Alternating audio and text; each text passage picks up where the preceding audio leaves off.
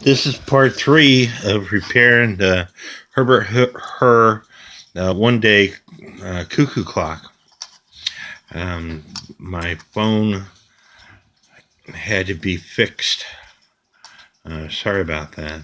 But I was saying that you'd want to take a Dremel and clean up the steel parts using a wire brush and a brass brush to clean up the brass plates.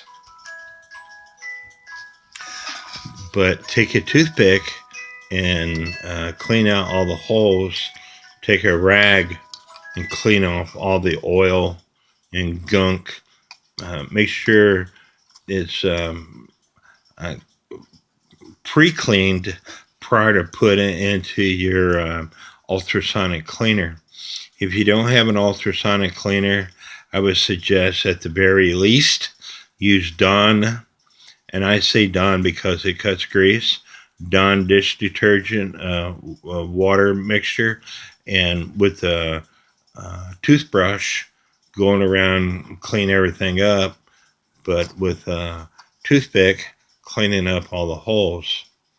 And so we're going to go ahead and put it in the cleaner now.